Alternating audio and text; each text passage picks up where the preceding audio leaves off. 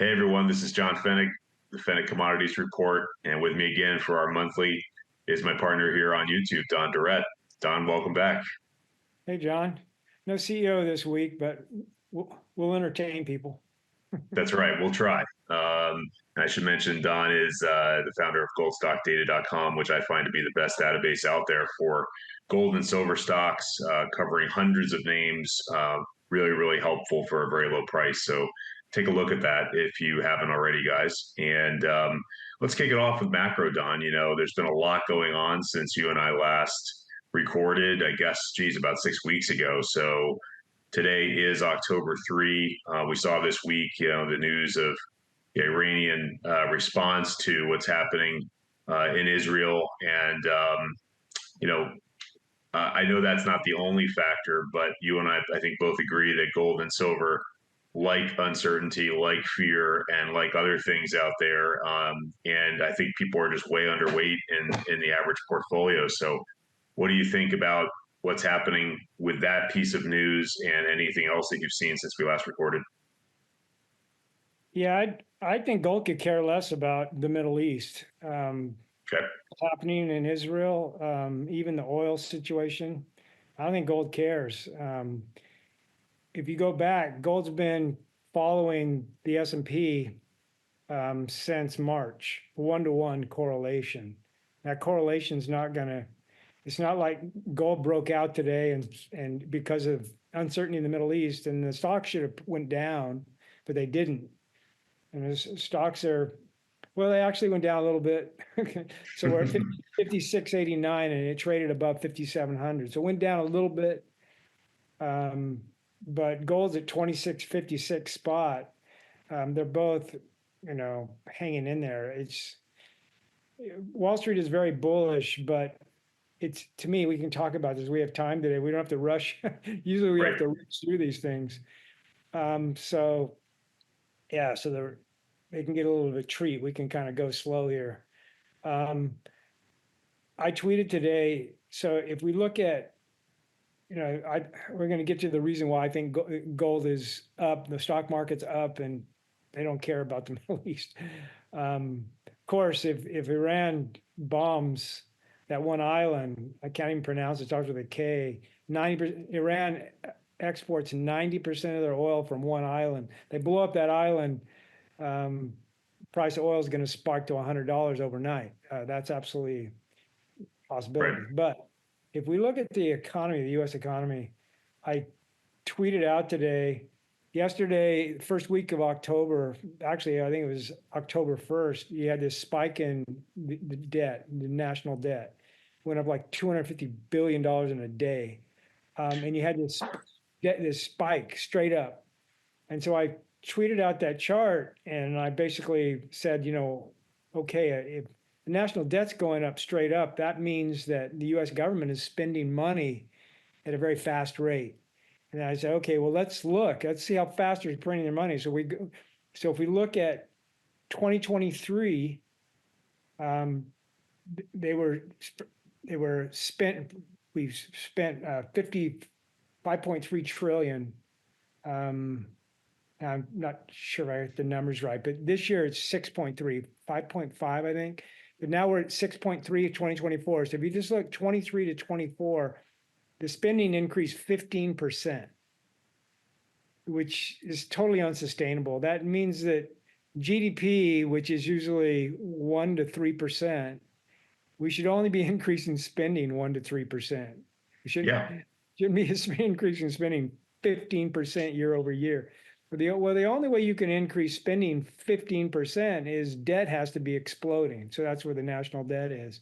And so we have this budget deficit of 2 trillion. Well, the key number here is GDP counts government spending as part of GDP. So the only reason we're even growing right now is because our debt is expanding. The $2 trillion deficit, which historically is very, very high. I mean, it used to be if we were at $200 to $300 billion deficit, that was considered a problem. Now we're at 2 trillion, it's not even a problem. But my point is that the economy isn't booming. The economy is actually stagnating. but we're basically counting that government spending, which is a problem, which is creating, bubbles, asset bubbles, and everybody seems to think everything's fine. It's unbelievable to me. For instance, if you watch the cable shows, all they do is focus on the GDP going up, employment, flat or not a problem, 4.2, 4.3%, consumer spending, and they ignore debt. It's like debt never even crosses. They don't even talk about it. They ignore Sure. the debt problem, and debt is literally a very dangerous game that we're playing here. I agree. How long you can't have this kind of debt expansion, print expansion, and the print expansion at 15% expansion, that creates inflation. That's what it does. And so But inflation, yeah, go ahead. I was going to interject there just for a second because I'm not playing devil's advocate because I believe what you're saying. But I would say that the political elite would come back to you and say, well, you know what, that's just temporary, Don, because we're in a war with Russia right now. We're in a war in the Middle East, and this extra spending, a lot of it is coming from war efforts. Wouldn't you agree? Actually, no, because if you Okay. if you count the amount of money that's going to those war efforts, you have $2 trillion in a deficit, which is 2,000 billion. The war effort is like not even 10% of that. It's peanuts. Great. Okay. So that squashes whatever 2,000 billion rebuttal. versus 20 billion. It's not even 10, it's 1%. It's not even 10% would be 200 billion. If we were spending 200 billion on war effort, I say, yeah, you're absolutely right. But it's 1%. So no, I don't think that that's a good argument. That's the Yeah. reason we're spending And by the way, 15%. that's not my argument. I'm just saying that, I'm trying to see it from someone else's perspective that would justify such a large increase when GDP is not increasing at No, all. Like no, it's this is literally government gone awry, if you will. mhm. We no longer have, this goes all the way back to 2007, 8, when we had our last economic problems, and they decided to solve the problem by printing money and lowering rates. And nobody even said, well, isn't that risky? Nobody, it's like, Hank But Paulson, yeah, he basically, once we started down that path in 2008, we've never looked back.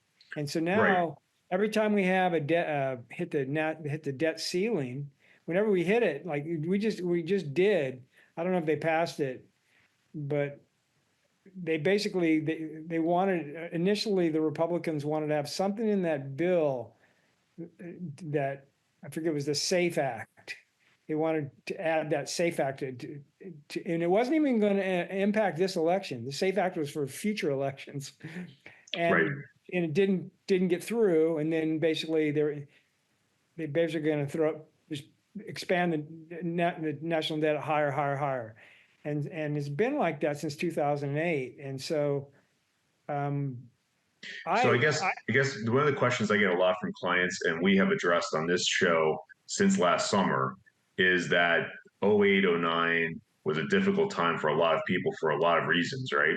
And we came out of that crisis through money printing, which really started, I don't know the exact date, but obviously all of what was hitting the fan in the fall of 08, major companies were going bankrupt and out like literally over weekends.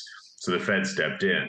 And then in COVID in 2020 on a Sunday, they stepped in and cut rates by 100 basis points, right? So there are periods of time over the last 16-year rally where the Fed has gotten involved. I just don't see how they can do this time because their back is against the wall, right? Like, don't you agree? Like they can't just I see this all the time. I hear it from clients, oh, they're just gonna print their way out of this. I don't know how they're gonna just keep cutting 50s like we saw September 18th here and not have a huge disruption somewhere. Don't you agree with that? yeah, I'll get into how their hands are tied. But the first thing I wanted to go Okay. back to the Fed and the Treasury printing money in 2008. So in 2008, the Fed's balance sheet was under $1 trillion. I think it was like Right. 800 billion. And they actually pumped it up to 8 trillion, and now it's down like 7.2, 7.3. So these last 2 years, they've been slowly trying to pull it off. But they expanded from 1 to 8, which was unheard of. I mean, that was not something that we even considered as an option of Yeah. letting them basically buy up. I mean, the reason why their debt by that expanded is they were buying treasuries, but they were also buying public debt, like all the mortgage-backed securities. They're buying those from the banks, and they're basically injecting these monies. So they're basically taking bad loans and, but the way they did it is they expanded the money supply. They printed it out. Sure. So now we've been in this money supply expansion, and that's the reason why from 2008 to 2020, it was basically just a ramp up on the S&P 500. If you look at the chart, because they would just keep injecting liquidity, and they had rates basically at zero. And then the national debt in 2008 was less than 6 trillion, and today it's almost 36. So it just, you talk about an explosion in debt from 2008 to today. It has been an explosion. We were adding debt at, I think, 1.3 trillion starting 2008 a year, and now we're adding it at 2 trillion a year, and it keeps getting bigger. In 2020, the Fed expanded their balance sheet by $4 trillion. Like, here you go. And then that was just the Fed, and then the national government was giving stimmies, and they were expanding their fiscal stimulus. My point is, and this is the reason why the Fed is losing control here, is that the Fed has been throwing the kitchen sink at this economy to make sure it keeps growing.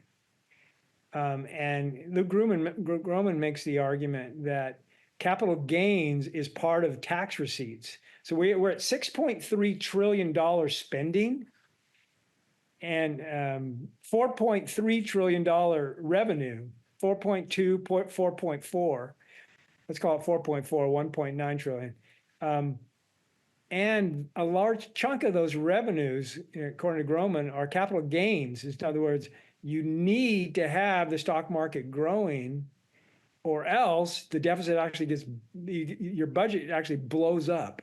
But the irony is it's kind of a catch-22, because normally the economy is what creates the stock market, not the other way around. The stock market is not supposed to hold the economy up. The economy is supposed to hold the stock market up. He's kind of saying, well, we can't let that go down. It's kind of a catch-22 scenario here, but he says no recession, because he just sees all this government spending, all this liquidity. But then simultaneously he says, but if that stock market goes down, we got a problem. And so I think that the Fed. So we talked about the Fed having their hands locked. Yeah. And I'll make a couple points and I'll let you talk. The reason why they're kind of trapped here is because they've been printing like crazy for a decade. Sure. And inflation is already a problem. So today the ISM services came out and inflation was high. Now we don't know if the stock market went down today because of Israel, or it could have been this ISM report with these high, where inflation was well above 2% with services. Services inflation is basically a problem right now. And the reason why is because insurance companies are raising the rates more than 5%, and on and on. All these anybody that collects money through services, they have trouble paying their bills, and so they're raising everything up. And all these services are kind of a spiral effect upward. So we don't have inflation under control in the services side of things, and I don't think it's going back down anytime soon. I think inflation is a problem. So the Fed, they can't, like in 2020 they printed 4 trillion. They're going to have a hard time printing like crazy, if you will, 1 trillion, 2 trillion, 3 trillion, whatever they want to do. And so they have their hands tied there as far as money printing. But the other place where they have their hands tied is they can't cut rates quickly. Remember last time they raised rates too fast. Well, the last thing they want to do is cut rates too fast. So, Powell said he wants to do two 25-point rate cuts, this year. He doesn't want to do another 50. He wants to go slow. The irony is if he wants to go slow, why didn't he do 25 in September? There's some irony there, but Yeah. Or why didn't he start in June? I mean, waiting until yes. September 18th is a big mistake, in my opinion, because you're really putting yourself behind the eight ball now. And if you're correct, which I think you are, then you at some point may not have the luxury of going slow, quote unquote, and doing these 25s. You may have to do what you have to do because it's just the backdrop is it looks great, but it's a very interesting rally, wouldn't you say? Like this one really fooled both of us a little bit on the S&P because I know we've been talking this summer about, hey, sometime between say the Fed meeting September 18th and November election, we're going to see some volatility. And I honestly, I think the September 18th Fed presentation for Powell was kind of on the money. Like it wasn't too crazy. It wasn't too dovish or hawkish, really, like in terms of we're going to promise you the world in terms of a path to certain rate cuts. And we're also kind of holding true to that same verbiage about the 2% objective and taking things, being data dependent, if you will. Yeah, I think this is the reason why the stock market hasn't rolled over. It's lasted this long. We haven't had a correction since last September. It's been over 12 months now. Right. I think the reason why is because of this government spending. This 15% increase. The government spending is just creating this liquefier effect. Even now, M2 is rising as well. But last year it was going down, but now M2 is on the rise. So you have the combination of M2 and the government spending going up. That combination is creating this liquidity effect. It's preventing this. Has so far prevented the stock market from correcting. And everybody says, look at the charts, everything's fine. But my contention and what I've been writing in, I do a midweek macro in Friday night recap, and I do a monthly newsletter. Right. And what I've been saying is that I'm expecting a crash in Q4. I just don't think that for instance, the stock market is up, the S&P is up 30% from October to October. The last 12 months, it's been up 30%.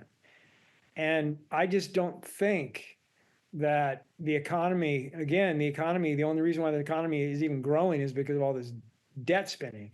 I just don't think it's real. I think it's kind of like Steph Pomboy says, it's all basically built on air. And I just don't think we're going to get through Q4 without some volatility.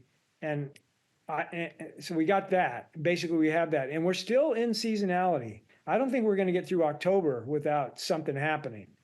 So we're in seasonality here. Right. And what the stock market always wants to happen is you survive September, October, you get to November and everything, you start ramping up for November, December. They just want to survive October, but we still got to get through October. We're not through it yet. I still expect volatility there. And then on top of that, another reason why I'm expecting a crash in Q4 is just the fact that the Fed is now trying to land the plane. And historically, everything's been fine leading up to that first cut. But usually what happens is you don't get the recession until the first cut comes.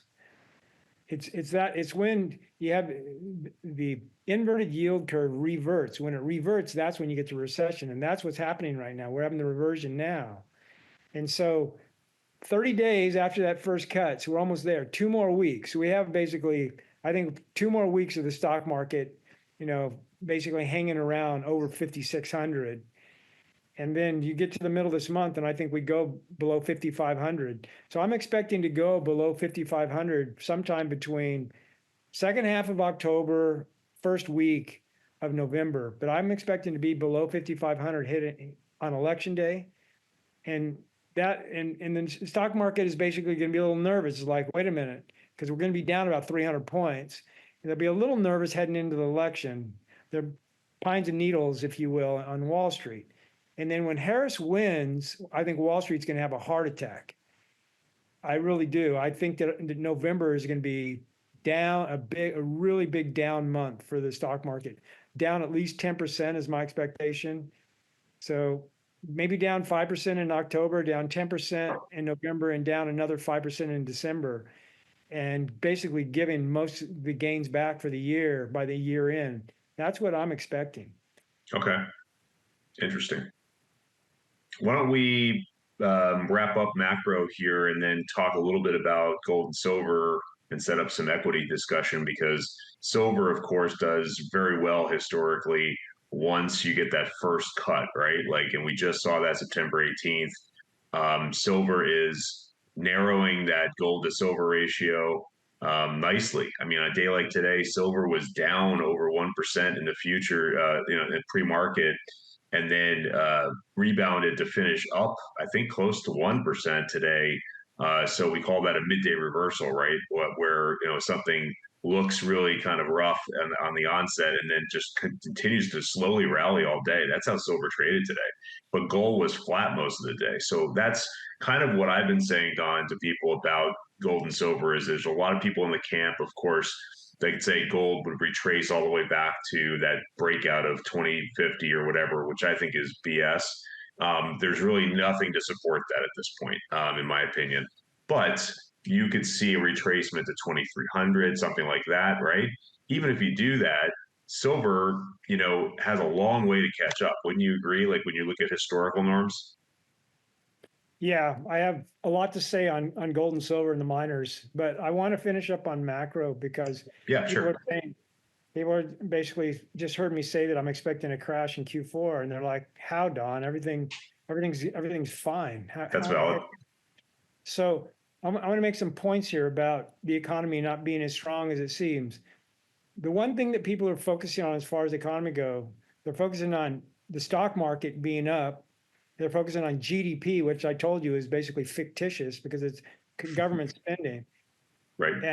And the other thing they're focusing on unemployment, but unemployment has actually been trending up for over a year. Full-time employment is actually negative for the last 12 months. Right. So employment is actually trending in the wrong direction. The cost of living, the average consumer right now cannot pay their bills. I said average. The average consumer can't pay their bills right now. That's a problem, and it's not going away.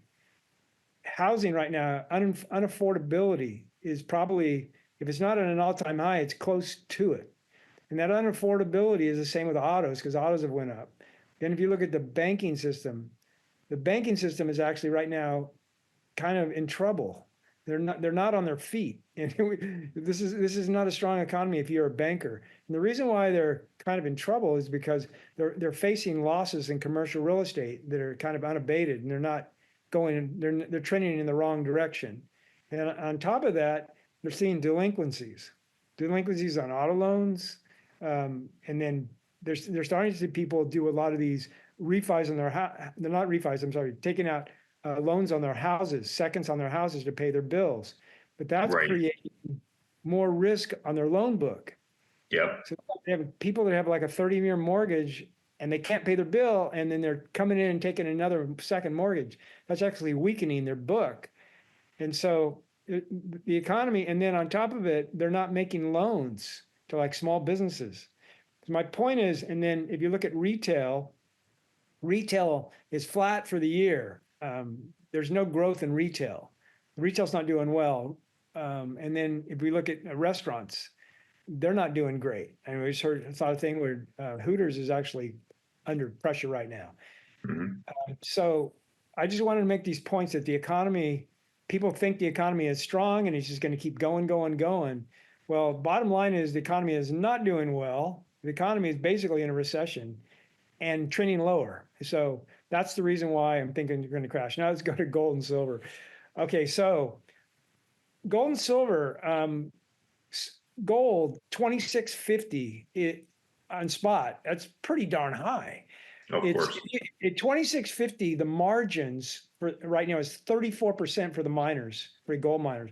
I have 1450 as the ASIC for industry. So Okay. 1750 break even, $900 margins right now at 2650, 34%. And the HUI is at 318 today. Yep. And then silver is actually at $32. That's where we're at, $32 spot today. Yep. Silver's actually healthy. We're at we have 28% margins right now. The average company's break even is about 23. Maybe you could say 24. Maybe the margins are 25%. Maybe a little aggressive there. But if you get to $35 silver, they're very healthy. So we're like $3 away from the silver miners basically being at 34%.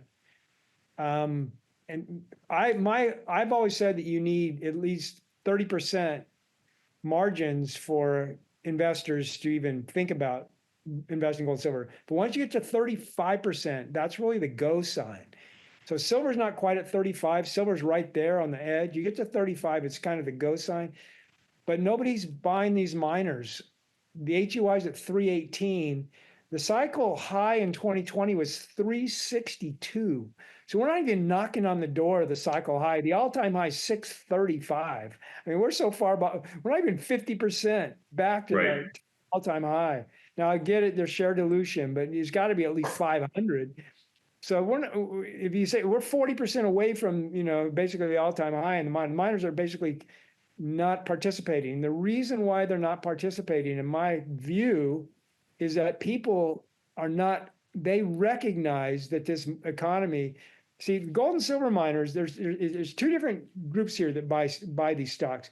You have Wall Street, who are keeping the stock market up, that are buying everything. But the Wall Street, and many of these 401k plans and these hedge funds, and basically people just invest their money. That's what they do. Well, gold and silver are a different animal. Gold and silver is this small little group of retail traders. Right. Wall Street's not involved.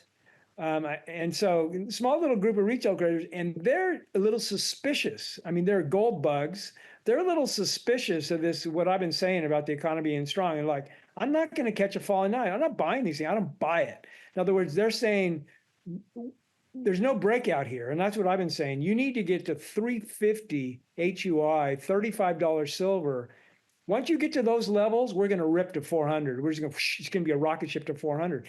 And they're basically saying, look, we're not in a bull market yet with miners. I don't want to buy them until the bull market begins.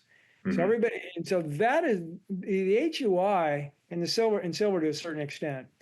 But the HUI is really the red flag that's basically flashing red light that's saying, beware, beware, beware. Get ready for the rug pull. And that's what I think is coming in Q4. We're going to get rug pulled, and gold's going to go down. You said 2070 is no chance. I agree with you. I think 2,200 to 2,350 is my range. I don't think we go below 2,200. I don't even think 2,200 is going to get retested. I think that's the floor now. And silver, I think the floor is 25, and I don't think it'll get retested. But I do think 27 or 28 is kind of where I expect silver to go to. But when we go down and we touch those things, when the rug pull happens, they're going to bounce. They're just going to fly higher. And once that bounce happens, that's when we're going to get the breakout. So I'm thinking the breakout's going to happen either late November or early December is when that breakout's going to happen in gold and silver. Okay.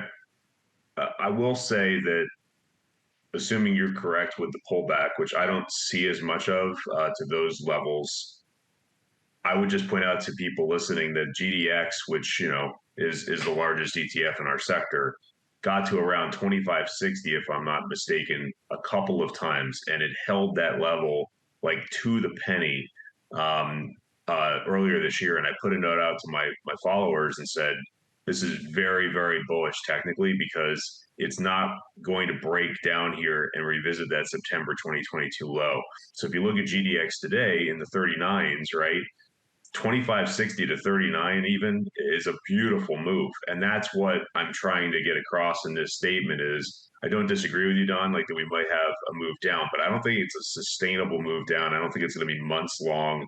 I think, if you're a longer term shareholder, just buy that dip, like hold what you have and buy that dip again, rather than sell out here and then try to rebuy, because this world is just too uncertain, and gold has traded too well.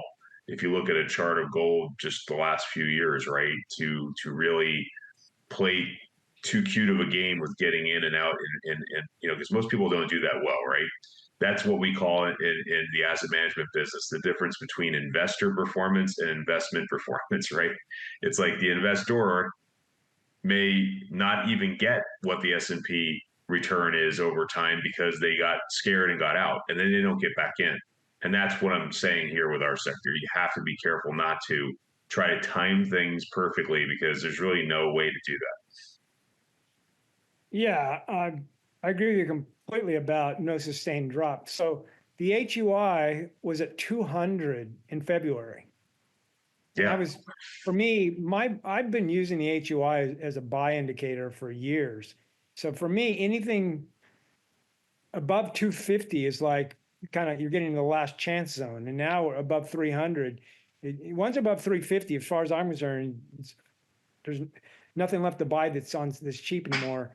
But 250 to me is always kind of the neutral level. So Mm-hmm. I always want to buy below 250, and then below 225 is a really strong buy area. So 200 to 225 is it's kind of one of my favorite areas to buy. Yep. You rarely get below 200. I mean, if you look at the chart from 2012 to now, you don't go below 200 very often. So No. below 200 is you load the boat. You spend every penny you got, spend it all, and buy anything you can get your hands on. Right. And very few people were buying back then in February. I mean, I agree. Newmont to 220 had a 29 handle. Now it's at 53. And it's not going back to 29, no. And you had Endeavor, 170, I think.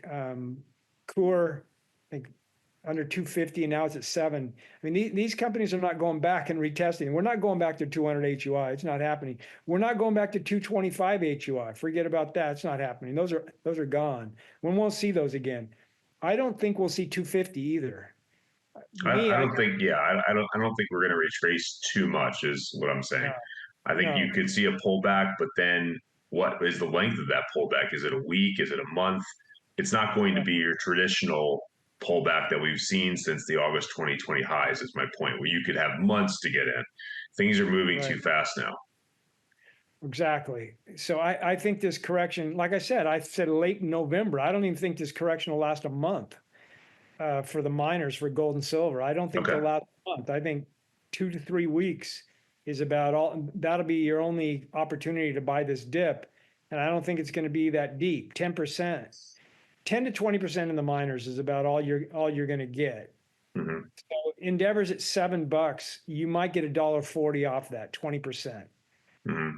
Call it 560, maybe 550, 560, somewhere in there. I would have my target 550 to $6 on Endeavor, and I think that's Coeur. Excuse me, Coeur's at 7. Yeah, Yeah, core CDE. 550 to 6 is kind of where you're going to get your entry. I don't think you're going to see $5, and so you're going to get a 10 to 20% dip on these miners, and that's about it. Yeah, there was a stock. Which one did I want to buy? So I had a name. Oh yeah, I don't want to mention it. Okay. I don't want to mention it because it's completely nobody. It's under the radar. Nobody's watching it. But if I say anything, and plus I know Larry wants to buy it, so I can't talk about it. But it's a stock that I know I'm going to get it 10% lower than it's at today because nobody's buying it. Nobody's aware of it. It's under the radar. Right. So I'll wait. That is one of the beautiful things about our Right. sector. When I talk to my bigger, more intelligent investors that are coming to me from the generalist side, getting involved in mining perhaps for the first time over the last 6 to 12 months, they'll say to me, "How did this thing only trade like 2 trades today? Like, literally, the whole volume is 2 trades." And I'm like, I don't know how to answer that. I mean, that's the beauty of the junior market, that these things really fly under the radar on certain days. Like you'll see in December, for the listeners here, one of my favorite times to buy is in December, when everyone is like literally thrown in the towel for the year and they're exhausted from uh, whatever it is, the holidays or the tax loss season, and they just aren't at their computer. That's when you scoop these things up, and then you can sell them for a huge profit, usually in March to May, when everyone realizes that, like, they're back at their desks, We have the PDAC conference in March. We have people that are more interested all of a sudden, and they start chasing. So you and I think very similarly. Why not buy this stuff in July, August, or December when things are really out of favor and kind of forgotten? And then if you want to get rid of them, you can get rid of them at higher prices, down the road. Right, but you have to pick your spots. If you know a company is very cheap, you want to buy. You don't want to wait because it could take off at any moment. It's true. There's some stocks you can wait for, and there's some you don't want to wait for. Like an Yeah, Endeavor, and for me, all the Mormons. I use that word. So some people are watching and what the heck is he talking about? you better They're, clarify that. they're the 9 highest quality silver miners. They're the pretty girls. Those are the ones you can marry all of them. You can marry all 9. And so all of the high quality silver miners, you want to wait. There's none of those you need to buy today. All of them are going to go down 5-10%. The one that has a little mojo right now would be First Majestic, but it's the reason why it has the mojo is because the Gatos deal was so strong for them. Yeah. It really was a game changer for that company, but I still think it's going to go lower than it is today when the rug pull comes. So I wouldn't buy any of the Mormons today. I'd wait and watch all of them. Mm-hmm. But yeah, and those are heavily in the mid-tier sector for those listeners that aren't following. I can name them. Yeah. First Majestic, Hecla, Coeur, Hochschild, Fresnillo, Endeavor Silver, Aya. It's just all the Pan American Silver. Yeah, I just met with Aya actually in Stockholm last week for the first time and was really impressed with what's happening there. They were that day hitting an all-time high. So, I mean, the chart really has done well. And there are leaders like that, right? If you look at Alamos, if you look at Agnico Eagle, if you look at and El Dorado, I mean, a lot of these names have done really, really well. And to your point earlier, Don, I just wanted to point this out. Like I started my process in 2016, with the public, showing people what I was doing on a daily basis, weekly basis. 2 of our only holdings that have survived the 2016 run up that I kept were Silvercorp, SVM, and Core, CDE.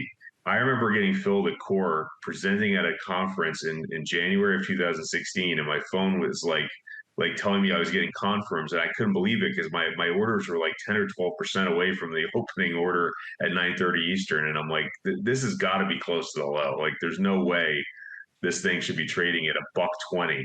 And as you pointed out today, it's at an even $7.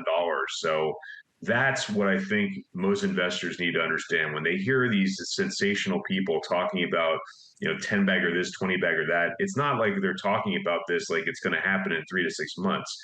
That was 8 years ago, 8+ years ago for me.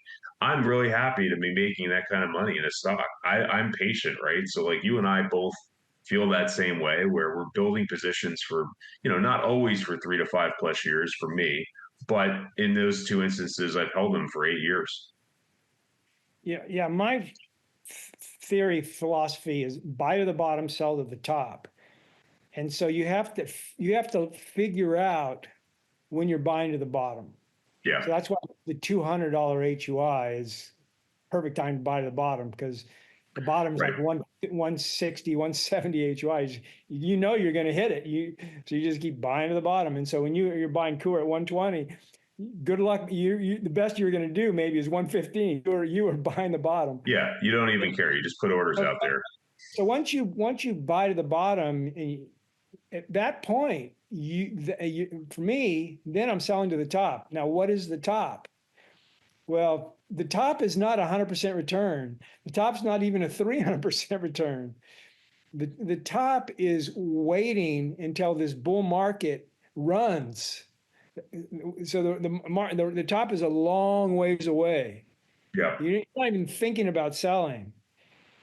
Now, if a stock does become a 10 bagger, then maybe you could sell half. Maybe.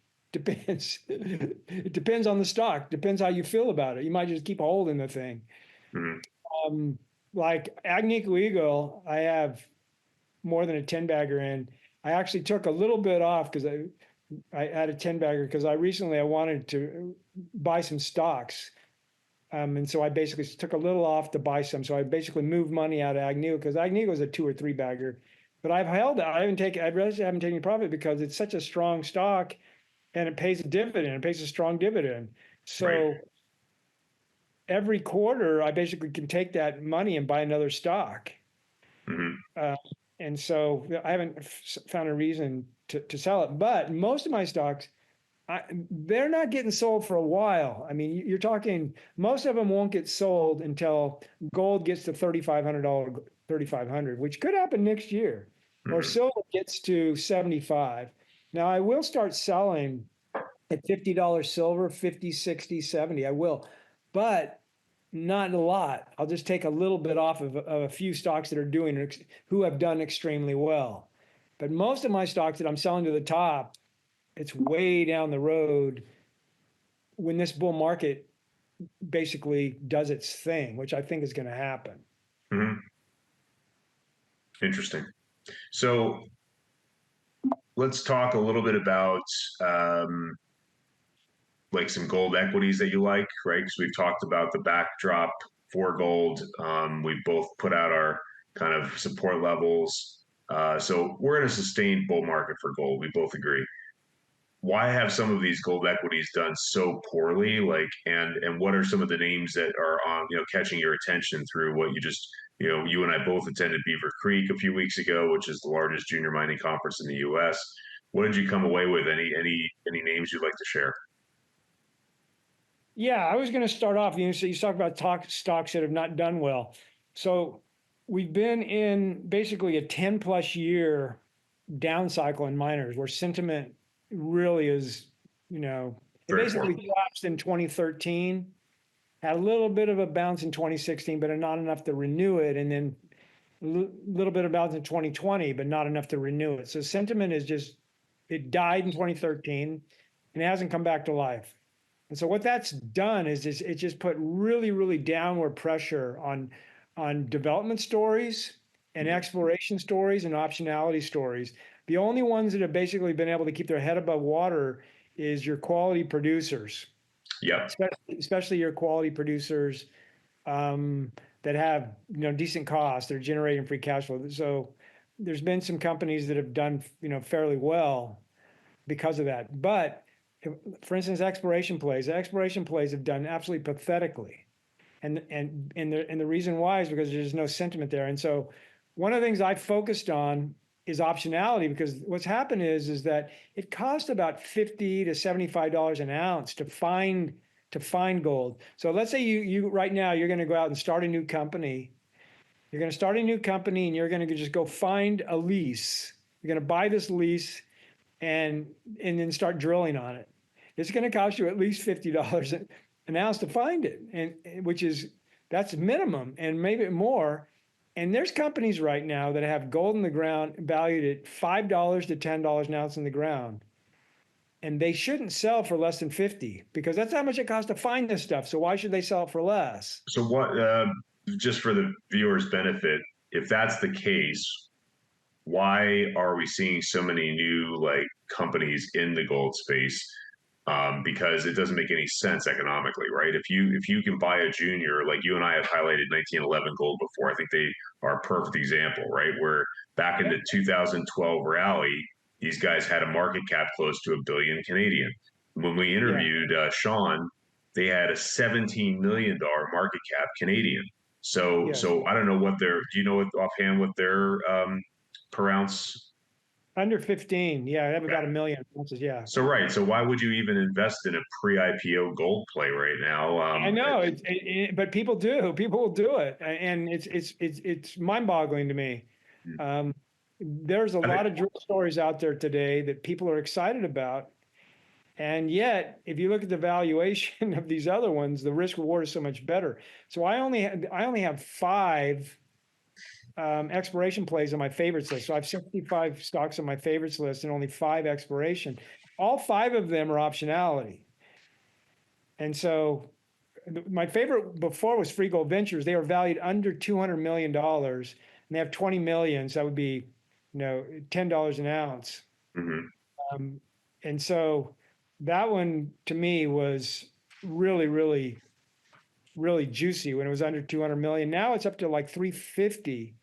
Yeah, it's moved fast. Yeah, people are starting to see it. So now it's up to about 350, but it's still a five bagger because they're not going to sell for less than $80 an ounce. So I was buying it under 10 and now it's up to like 15. But still, they're not going to sell less than 100, I don't think. And so I was really loving it. Now, the one that hasn't really caught up yet to Free Gold is the Banyan. So Banyan's grade's not as good as Free Gold Ventures, but and Banyan doesn't have the insiders that are quite as strong as Free Gold. But Banyan, I think, has a better location than Free Gold. Free Gold's up in Alaska. Banyan's in the Yukon. I don't know. I just think that the Yukon's got a bad rap, if you will, but I actually think that I don't know which one's better, but I tend to like the Yukon better. I like Alaska, but I think Yukon's a great place to mine. I really do. But Banyan's trading like $8 an ounce, $7 an ounce for 8 million ounces, which is crazy cheap. They're very similar story. Then another one is huge deposit that's under $10 is Tudor Gold. And I just buying gold in the ground under $10, I just think works. And the next one, gold in the ground that I think is similar to all these stories is Collective. I think Collective has 15 million ounces of gold and their grade is really good, 2 grams. And they just did a metallurgy at 94%. So if I can buy gold $10 a ground, then the one silver optionality is Southern Silver. And you can buy Southern Silver 360 million ounces of silver equivalent. And they're trading for under 50 cents an ounce in the ground. That one, to me, it makes a lot of sense. But I actually had almost 60 names on my optionality list of gold miners under $20 and silver miners under $1 an ounce. And if you just raise it up to like $30, it gets bigger, and it takes silver up to $1.50. I mean, there's literally probably 75 names out there, optionality plays, because these miners. What's happened is, like I just gave you 5 names of companies that have really quality projects, but are getting no value. So what's happened is everybody's not getting any value. I mean, if you look at like Vista Gold, now Vista's similar to these names, but the problem I have with Vista, I do own it, is I just think they're going to sell early. I don't think they're going to be patient enough. And they want to do a JV deal, and they've been waiting forever. But their project's basically construction ready in Australia, and I think it's about 8 million ounces as well. But my point about Vista is that they're not unique either. I mean, we just keep pointing at name after name after name after name of these companies that are just getting no value. At a certain point, we're going to see some M&A kick in. I agree. And I think, and when the M&A kicks in, it's going to be a rising tide lifts all boats kind of scenario, because once one deal gets made, so everything's valued under $10 now, not everything, but a lot of names are under 10. You blink and they'll be above 20. And then you blink again, they'll be above 40. Yeah. I mean, look at Free Gold. Above 80. Free Gold as an example of what you're talking about. That is exactly what's happened. I remember we discussed that on one of our shows just this summer at like 30 cents. And now the last I looked, it was over 80 cents US. I don't know if that's still sustained because that's not something I own right now, but I track here and there.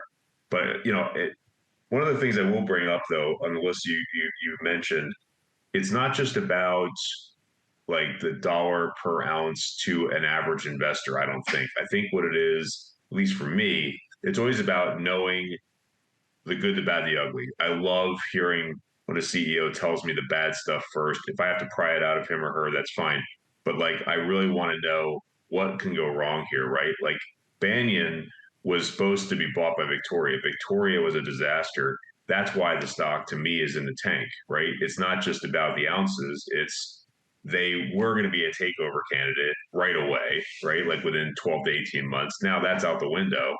But with that many ounces, they could be on someone's radar and we don't even know about, right? Like, I mean, so that's what you have to do as a value manager. You have to look through the mess that this sector is sometimes and really just say who is doing a combination of good drilling, good communicating, gets back to you. It's a lot of boxes to check. And Banyan hasn't been very responsive. Southern Silver hasn't been very responsive. Collective Mining, though, I just talked to you yesterday, and Ari Sussman has been very responsive. Like he understands, hey, I have to uplist my stock. They just went to the NYSE. That's a great move. That is a great move. In a hot gold market, you want to be uplisting to a good exchange like that because he sees the ability, Don, to like attract more capital. Like you had pointed out, good grade, 15 million potential ounces of gold. Like that stock at $3, 320, that's going to go much, much higher. You get some serious investors buying a really good listed stock like that. I did point out to him that the spread was quite wide on certain days, right? And he's actually addressing that this week. He's interviewing market makers in the U.S. So, I expect that to trade better. And that's the kind of stuff where you can buy size with someone who actually understands our business and is responsive. And it checks a lot of boxes for me. Right. Yeah. So you mentioned the good, the bad, the ugly, which is kind of analyzing a company for all the different angles, including just dollar per ounce. So I definitely do that. So when we do the Commodity Expo in Florida, in Fort Lauderdale, I mean, that's part of my presentation. So when I look at exploration stocks, I basically go down the list of everything.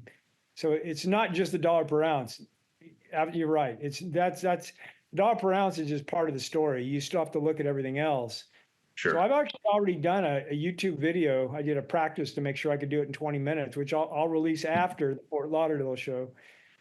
And so, yeah, it's important that these companies, not only do they have a deposit that's cheap, $10 an ounce, but it also has to be economic and someone's going to build it. For instance, Tudor Gold, I didn't own Tudor Gold for the longest time because I thought the whole thing was refractory ore.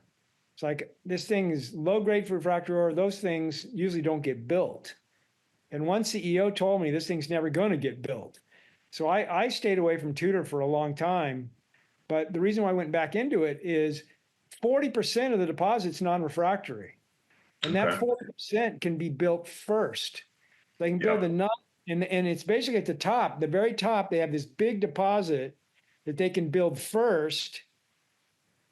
And so once you get that and you get your balance sheet going and you get everything going, then you go build the refractory afterwards. Right. So you are looking for red flags. And so there are companies out there that have optionality that I won't touch for certain reasons. So yeah, I can tell you there. Yeah, I mean, this is the time I talked to like three different CEOs in the junior space today. And I just reminded all of them with gold at this price and you're a gold explorer, you need to be spending some marketing money. I don't know what that looks like for you. You have to figure out your website. You have to figure out your social presence. You have to figure out your conference schedule. You have to figure out how you're going to attract people to the story. Because as you know, because we watch this every single day, you and I, some of these stocks are not even moving in the gold space. How is that possible? Well, a lot of times those companies are run by a geo who doesn't understand marketing or sales, doesn't understand anything. He just says, hey, man, we have all these ounces in the ground. Why aren't people flocking to our stock? That's not a strategy. That is being stubborn and being old school to the point where you're almost offending clients, right? With continually putting out the same stuff where you space out these long periods of time in between press releases. Clients are just sitting there saying to themselves, okay, well, if I have to wait 2 or 3 months for the next press release and this one didn't do anything and you thought, on your YouTube video, Mr. CEO, that this was going to move the stock, and it hasn't, then I'm out. Like they just move on to something else, right? And that's really what I think is happening as we speak, where you have a contingent of CEOs like Ari at Collective Mining that gets it, and you have a lot of CEOs that don't get it. They just even at 2,500 plus gold, because I think they're bitter, Don. I think I'm just throwing this out there, having a conversation between two friends, but I think they're bitter. I think a lot of them are like, hey, I thought at 2,000 gold we would get things moving. That didn't happen. I thought at 2,500, which was like a real out there target for some people, like we would be for sure on the run, and that is not happening. So I think this sector requires a lot of patience from both the leaders of the companies and from investors, and most people are not patient.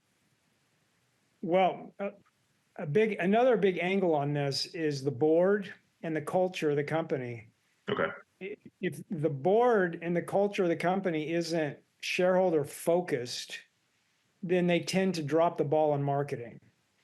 If they are shareholder focused, they tend to, have an IR rep. The IR rep will reply to emails. They'll keep their company presentation up to date. They'll do a decent job on presentations. So I've been doing this for a long time. And one of the things that I've noticed over the years is the companies that aren't shareholder focused do a really poor job on their presentations and their websites.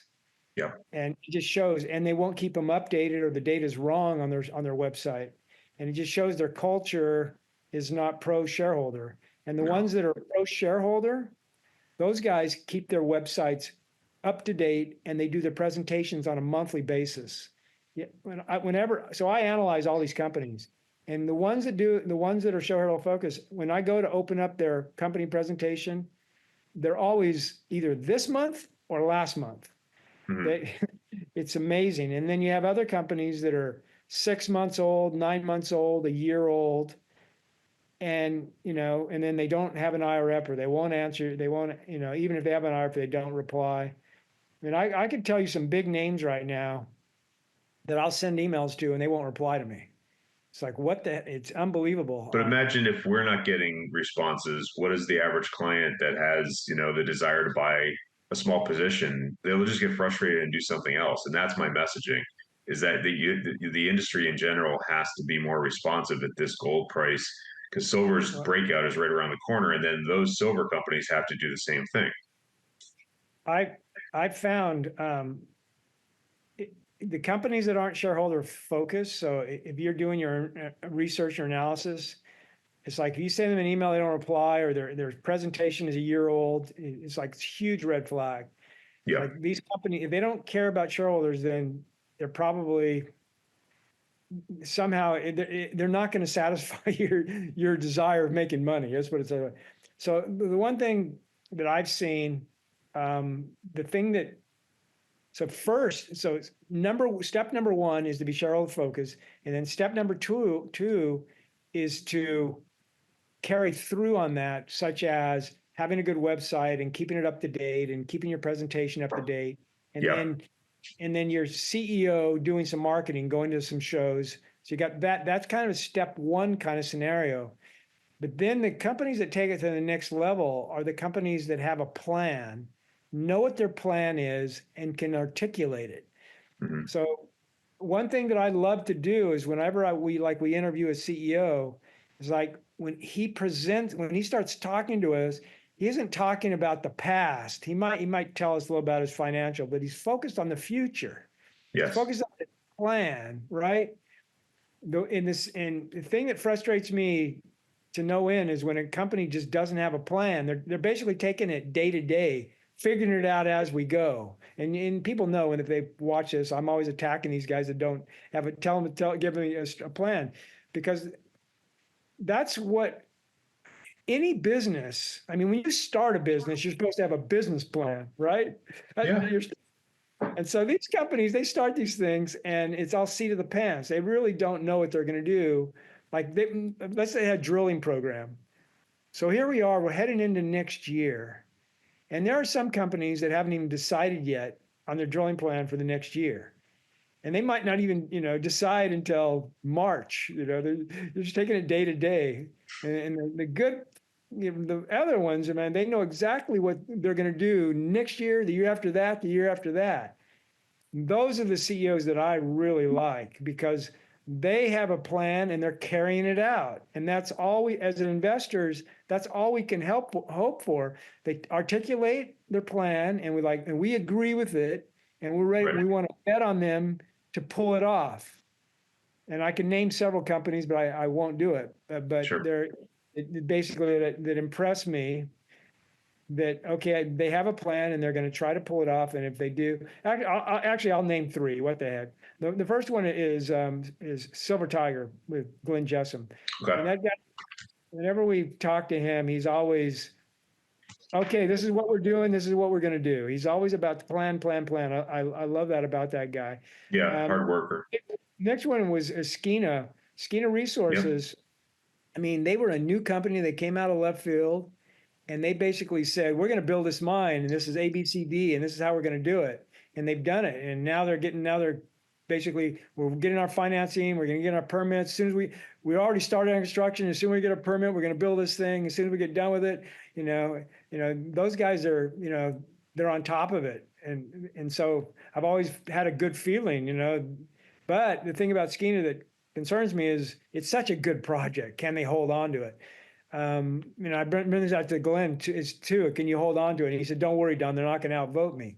So we got that going for us. And then the third company I'll bring up is Next Gold, who there was Treasury Metals, and they brought in Frank's Gustra, and I think that Frank's all about, like Eric Sprott, he's all about baggers. He doesn't want 100% return. He wants 2, 3, 4, 5. No, I agree. I think now they have their ducks in a row. They're like, we're going to build this mine. They brought in Frank, which I thought was brilliant. So I think, those are three stories where as an investor, you just get a good feeling that they know where they're going. And all we have to do as investors is just hope they get there. Now you can't pick winners. You can pick potential winners. Now, all three of these stocks, none of them are sure bets. All we can do is just place our bet and then hopefully they get to the finish line.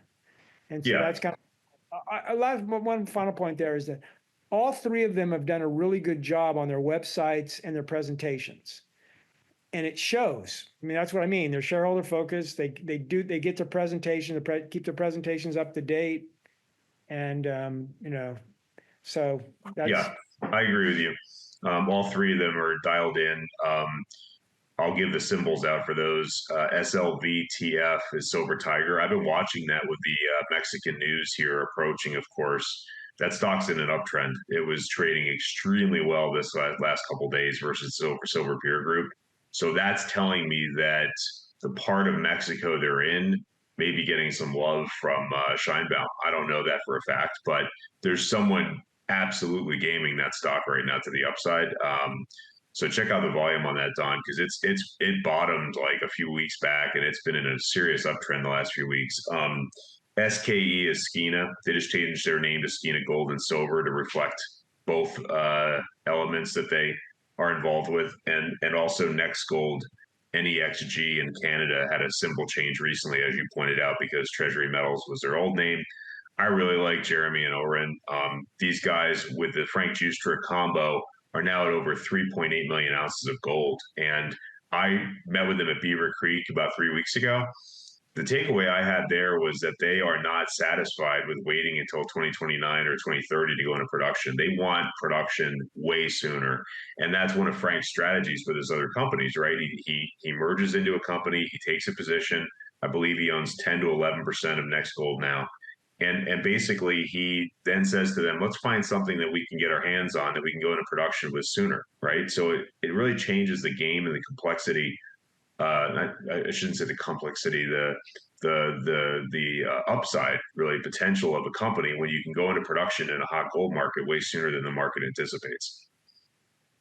Yeah, so back to Scheinbaum in Mexico. So when I was at Beaver Creek, I met with a lot of companies that have mines in Mexico, and every single one of them was bullish on open pit mining and open pit permits. The only thing they said was the only concern they have is for concessions. And I thought concessions might be mining permits, but they're not. New concessions means new leases. So she's going to potentially slow down anybody that tries to get a lease on an open pit project. Basically what they're going to do, she's throwing giving a bone to the environmentalists, basically saying, look, we're not going to allow open pit mining in the future, as we're not going to allow these new leases. So if anybody comes in to get a new lease, it's going to be because you got to get a lease for either open pit or underground. Basically going to say, okay, these leases are only for underground, but it's not going to hurt all of these companies that currently have open pits, or on their existing leases, if they want to have another open pit, or a company like Discovery Silver is trying to permit an open pit. Everybody there was very bullish, very bullish. They're like, we're fine, we're good. And I talked with quite a few companies about it. And so it was, I mean, literally 100%, there wasn't a single person that really was nervous Right. about But, open but pit ban on, a flat out open pit ban on people that currently have a lease.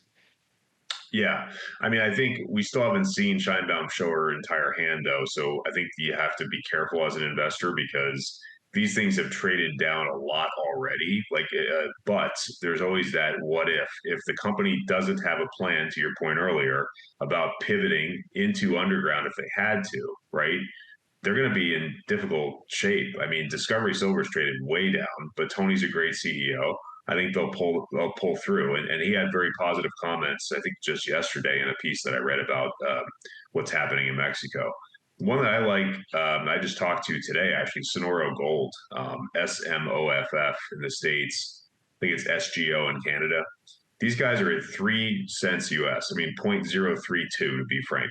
I mean, if you look at a 1 year chart, it was trading regular volume at 7, 8 cents US. They're literally down over half on nothing other than the Mexican overhang.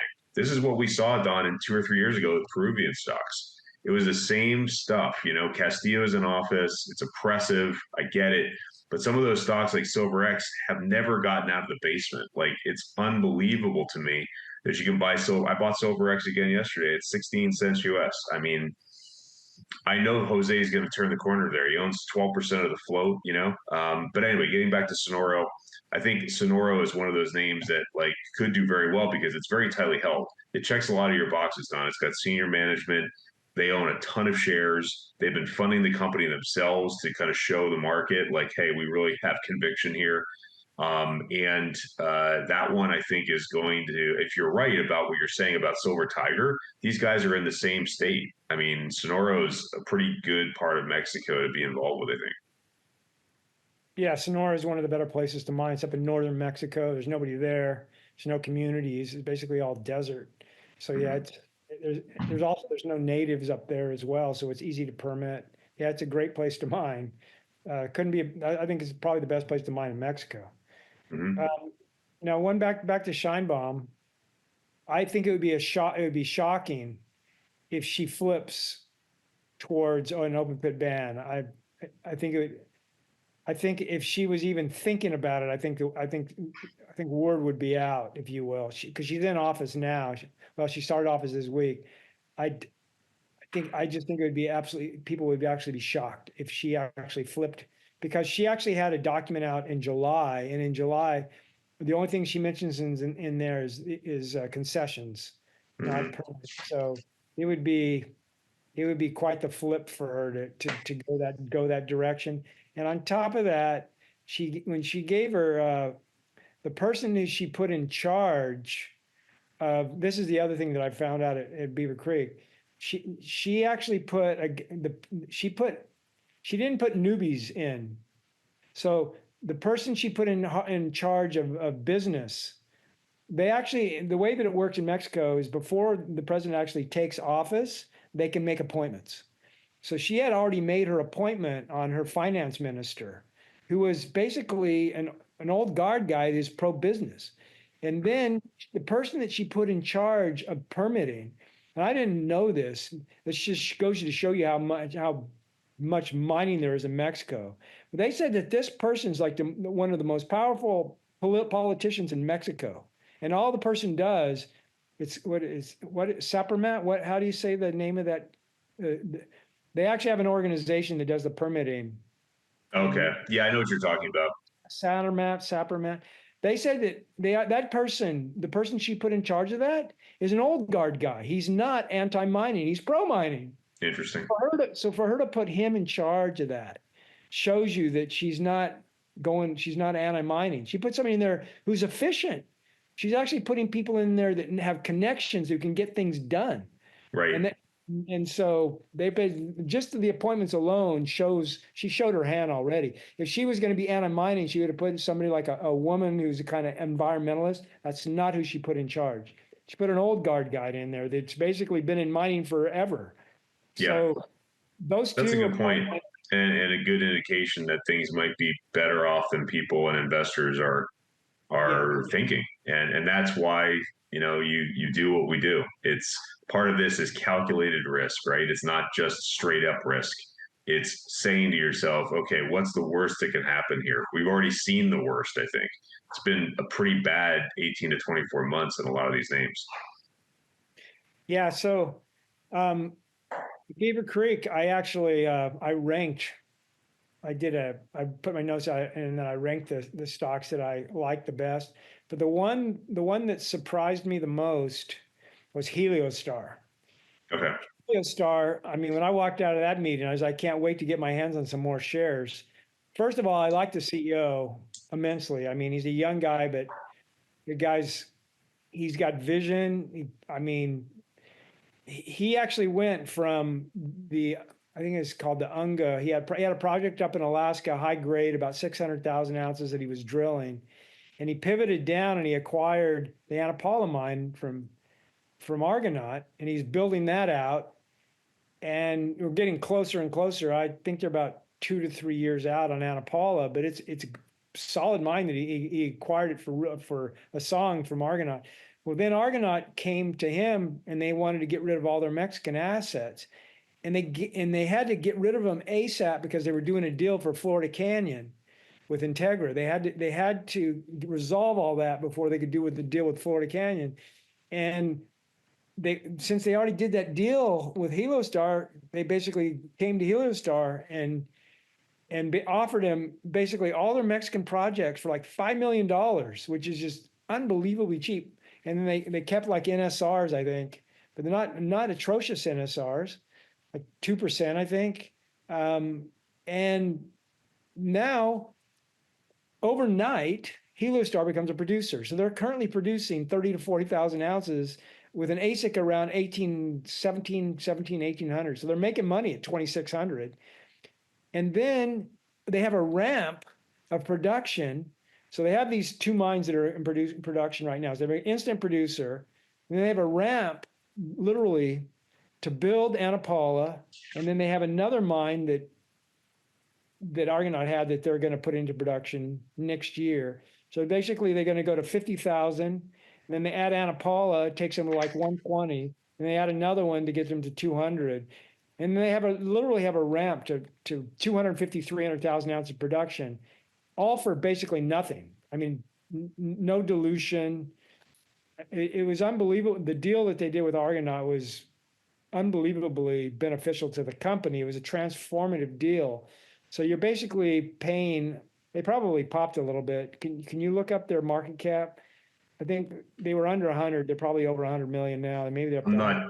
Yeah, I'm not sure. We'll have to take a peek at that. I can put it in the show notes. No, I can look it up real fast. Okay. Yeah, I'll mention while you're saying that a couple of things. That is They're, what a good they're value one, manager. yeah, they're uh, 108. 108. Okay. That is 108 what a good. million. That's 108 what a million. good value manager does look for. Is what you just said, right? So Argonaut didn't get it done, but they bought the assets, and the assets aren't the problem necessarily, right? It's sometimes the operator. That was the situation with Great Panther. That it was their fault about what was happening with not hiring the right people in Mexico and stuff. And then Guanajuato, which we both like, came in and bought those assets for pennies on the dollar. And has it been a perfect, smooth situation? Absolutely not. I mean, when you're buying stuff, you got to go fund it. It's like it's going to need refurbishment. It's going to need new employees and new mining, equipment and all this stuff that goes with purchasing assets. But in a hot market, like stocks like Heliostar or Guanajuato could do really, really well, I think. Integra, as you pointed out, just bought Florida Canyon. That diversifies their portfolio. I really like what they're doing in Idaho. I mean, I was buying that stock probably around 65 cents, 70 cents. Now it's at 92, I think. It's not going to be probably the same upside as some of the names we mentioned here today, potentially. But I like that Jason's focus is on good jurisdictions and they're making an effort, right, with the merger last year and Delamar advancing in Idaho, and now they've got this Florida Canyon acquisition. Like they're doing something, right? A lot of these miners are not doing anything different, and that's to me a flaw. Yeah, I think they have a excellent path to 200 to 300,000 ounces of production. So it's just, and on that doesn't even count Alaska. So Alaska, the Unga project, 600,000 ounces. The more they drill, I mean, that thing's got a lot of potential, and you're basically getting that for free. And now that with this cash flow, they're going to be able to drill that more aggressively. Plus, this CEO is aggressive. I mean, he's not going to stop. I like these sharks. He's going to keep buying more projects. Right. And so you're getting that upside as well. So that was a shocker to me when he laid out kind of what they acquired and where they're going and the ramp, what he sees them. But if they don't get to 200,000 ounce production, I'll be shocked. I think 250, 300 is for me a minimum target for them. So you're not paying very much for it. The other one that shocked me, the other surprise to me was Sun Silver.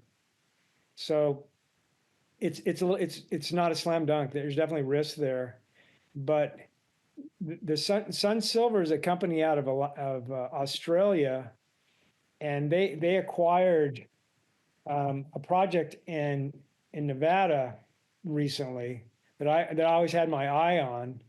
It's called Maverick Springs, and so Maverick Springs, Oh yeah. it's a really large deposit that I think it's an optionality play.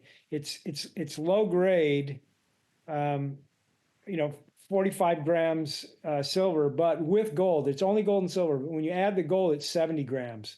So 2 ounces per ton, not fabulous. But when they bought it, it was 300 million ounces of silver equivalent. That's a lot of silver. So if silver goes to $50, then suddenly, this thing could look really, really good. But what these guys did was they came in and they took all the drill holes because this thing has been drilled. I mean, tons of drill holes, and they remodeled it. And they remodeled it and jumped from 290 to 400 million ounces of silver equivalent just on the remodeling alone, which is very intriguing. They're going to have to prove that out, but this is a 300 to 400 million ounce deposit that you're getting for pretty cheap. And plus, they're a developer. So the company that owned it before was more project. They might have been a developer too. But if they put this thing into production, I mean, that's it's in Nevada, which is easy to permit, easy to build. So that one to me as an optionality play was very interesting. And so when they showed me they did a step out hole. They just bought it. They just acquired this company last year. Right now they're doing their first drill program this year. So it's new company, new drill program. But the first drill program, they had a step out hole of 120 meters. So this is already 300 million ounces silver equivalent. They did a step out hole of 120 meters, and it was basically the exact same mineralization as the pit. So that's a lot of ounces if it goes all the way to the pit. Plus, it ended in mineralization at 88 meters, like basically from surface. So it was like 7,000 gram meters of silver. And again, this is just gold silver. There's no other offsets, just gold and silver. Okay. So that's definitely a company to watch. Keep an eye on Sun Silver. Watch their drill holes. Watch their plans. Watch what they plan to do. But the one thing I like about it is they have the company when they started it. They basically had three founders. So the three founders alone own about 50% of the company, and they're in it for the long haul. So Wow. nobody's going to come in and steal this thing from them. So basically, Right. they take three founders come in and put their own money in it, and basically say, "Okay, we're going to acquire this thing. We're going to build it. We're going to make a bunch of money." And so, and I talked to these three founders, and I liked all of them. And so that one, I thought that was a surprise for me, and so that was one to keep an eye on. Yeah, I was just emailing with that CEO for the first time a few days ago, and I plan to talk to him next week. So by the time we get together next time, I'll have some information myself. Was it? Yeah, Gerard. He Gerard. might be Yeah, he might be the next CEO we interview. yeah, he might be on the show later this year. We'll find Um, out. We'll find out all about this project, and for sure. it'll That's be great. good. Hey, Don, we probably should wrap it here. It's been about an hour 20. I really appreciate all your thoughts as always. If we want to wrap it up for like a 60-second plug here about our conference that's coming up October 20th through the 22nd. I'm co-hosting my second mining conference down in Four Seasons, Fort Lauderdale, Florida.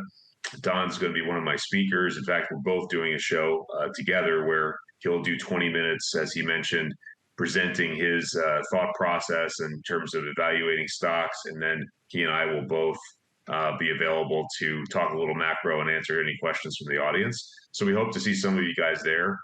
We would love to meet some of you in person. And if not, then we're doing the same thing next May 11th through the 13th. So I've been encouraging people to mark their calendars for that because hopefully we'll be at 3,000 gold by then, and you won't want to miss a conference at higher prices, right? So Don, you really don't do too many of those appearances, right? No, actually, this is the first time I'm speaking in public Is that right? for mining. Yeah, Wow. Okay. tons of these podcasts, but haven't spoke at a conference. Yeah, I almost was going to speak at the VRIC conference, and then they canceled it because of COVID. Right. And then they didn't invite me back to speak the following year. So I got Okay. but Well, so this is going to be first time. So I'm that's looking great, forward. man. Well, I'm excited to have you there. I think you'll be one of the standouts. But we also have a guy who spent 50 years in technical analysis. Steve Miller goes by Slim. He's got a website called Ask Slim. We've got two of the largest coin dealers in the world attending, Miles Franklin and Neptune GBX, also known as Neptune Global. So we've got some really great speakers lined up, and I'm excited to do it. I think it's the exact right time to learn more about our sector from industry experts. Yep. So you didn't tell them So the date. yeah, I did. I did. It is October 20 through 22. Okay. All right. Yeah, yeah. So I'll put that in the show notes as well. But thanks everyone for checking us out today, and we'll be back in just a couple of weeks. All right, John. Okay, thanks, Don.